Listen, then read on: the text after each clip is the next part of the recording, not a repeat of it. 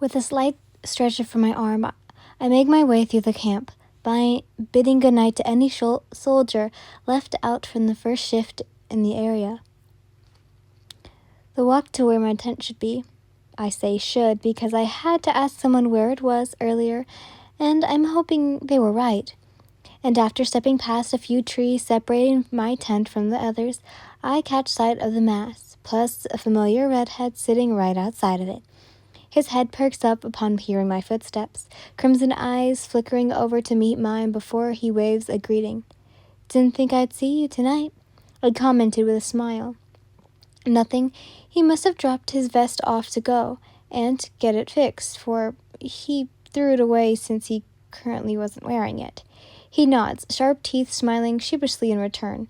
"Yeah, but the other two looked tired, so I took the first shift again," the soldier explains, and I shake my head with a sigh.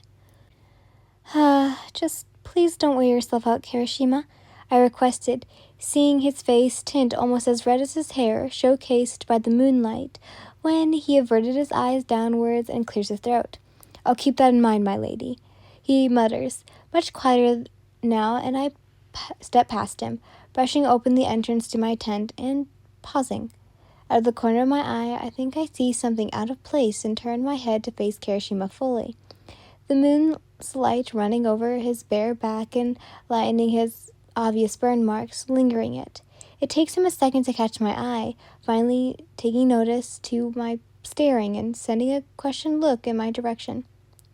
"I see the medic I sent didn't do too well," I commented, and he freezes, laughing sheepishly again. Actually... Flashback. Ready? 1, 2, 3.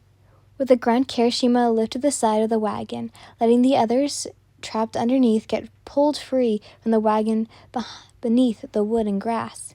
"Got him," one of the soldiers behind him said, alert, letting the redhead drop the heavy object and dust his hands off of the side. Whilst the other soldiers helped check on the guy he had insisted in pulling out, Kirishima turned to lift and sling the remains of his lady's luggage over his shoulder before trotting over to her tent together.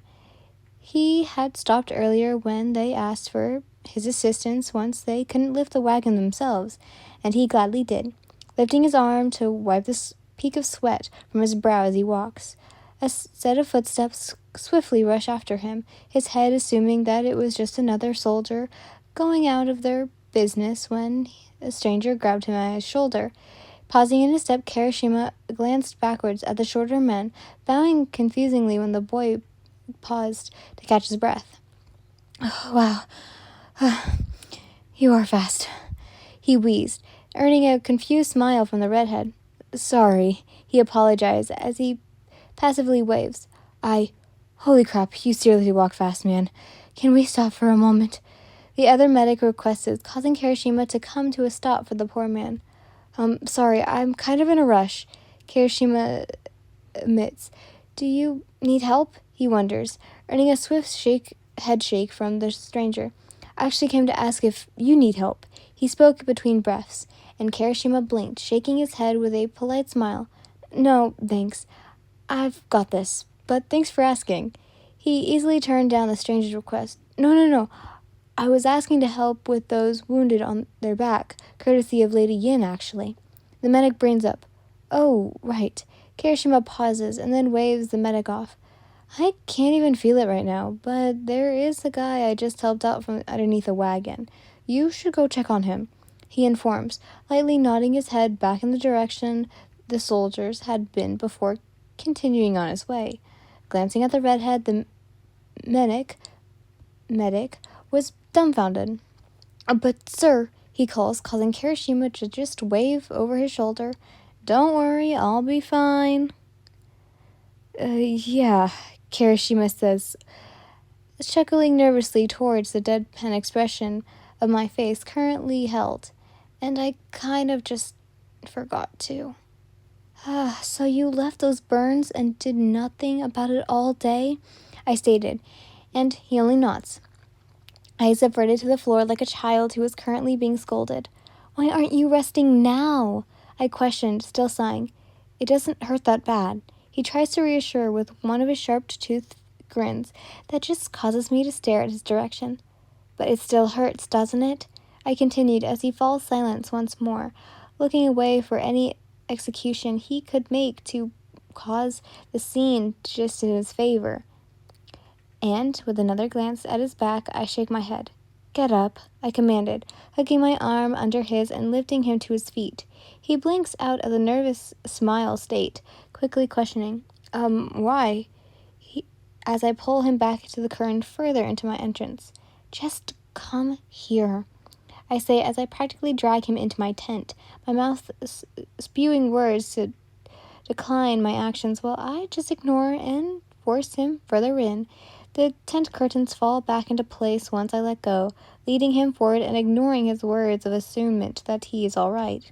Nearing the bed, my arm, that's still hooked with his, pulls in front of me, letting go and pushing him just a bit on the bed. "Sit," I commanded. "Really, I am fine. You don't have to. You have done so much for me. At the least, let me just do this as a sort of thanks." I cut in, and he hesitates, thinking over my words for a moment before plopping down and sitting on the bed fully. His legs stayed in their position, off to the side as I turn and walk away, rummaging through one of my bags salvaged from the previous wreckage earlier. "You have medical stuff?" he questions once I turn around, carrying a few bottles and extra cloth I could easily discard when I'm done. "Just in case." I nod as my gaze lands on him, his head tilted slightly as he watched me approach, the bottles slightly clang as I toss them onto the bed, right beside the Crimson Soldier. He shifts his hand from his lap to pick up one of the bottles, a puzzled expression falling from his features as he stared at the slightly glowing content inside. What's this?" he asked, eyes flickering up towards me with his words. "Turn around and you'll find out." I half joke, plucking the bottle from his grasp and giving him a motion to turn. Once his back is facing me, I pull out the cork, sealing the bottle, wisp of magic flickering out of the opening before I place the cloth on top of and flip it for a second. "So how did you manage not to get hurt from the Nomu, but instead from my other guard?" I'd finally questioned to break the silence and gain answers, for the curiosity piquing within me. "Actually, I don't think I've never asked. What is your quirk, Kirishima?" I wondered, cutting my previous question to a new one. Well, he chuckled slightly, while I leaned down to set the bottle on the floor so it wouldn't fall over and spill before turning into Kirishima's back and raising a damp cloth. "My quirk is called hardening," he answered, tensing slightly when my free hand comes up to gently hold onto his shoulder, and I hold back a small laugh from leaving my lips. Of course it's his quirk, that he would call it. "So you can harden parts of your body?" I wondered, earning a slightly surprised nod from the soldier. "How'd you guess?" "I feel the skin on your chest harden, so when you were protecting me, when the Nomu broke my carriage," I stated, lightly dabbing at the glowing liquid onto one of his burns along his back. He winces, letting out a quiet "ow" from under his breath and causing to pull back slightly. Sorry, I quickly say. "I should have warned you." He lets out a breathy sigh, throwing a thumbs up over his shoulder for me to see.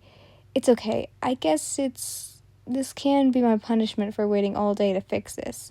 Of course, the adrenaline had worn off a while ago, and even if it didn't hurt then, it most definitely hurt now.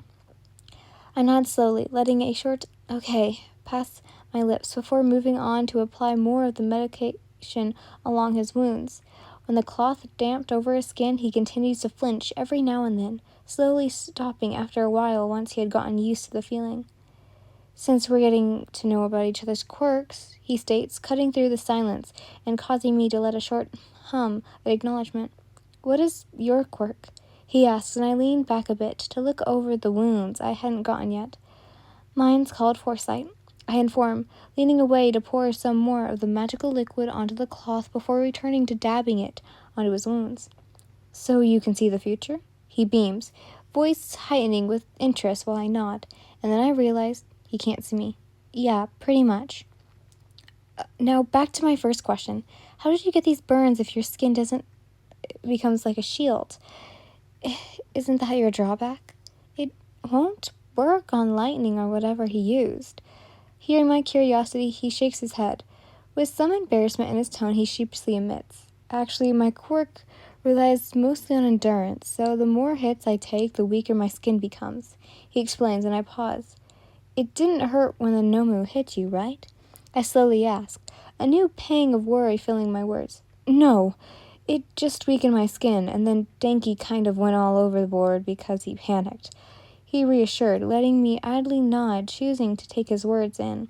"So I guess it's my turn to ask a question," he comments, and I chuckle, agreeing and letting him continue.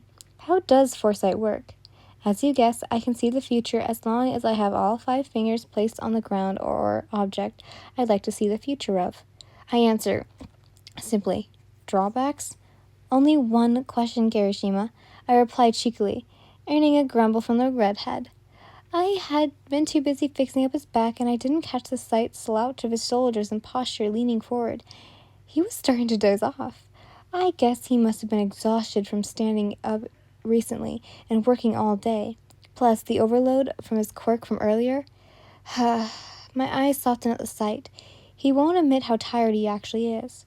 Looking over his back, the magical liquid seemed to be almost done with its job, a soft glow illuminating and getting rid of whatever burns he had.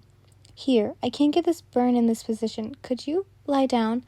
I made an excuse, and he nods, sheepishly obliging to my request before, and quickly, without question, lying on his stomach across the bed. He doesn't seem to mind when I sit near his side and start dabbing at the last of his wounds along his back, pressing my palm into the unharmed parts of his back and massaging to relax him, and after a few moments, I could hear soft snores fall from his face against my pillow. "I told you. You need to rest." I chuckled quietly, continuing to massage his muscles out before gathering everything up and walking off to put it all away.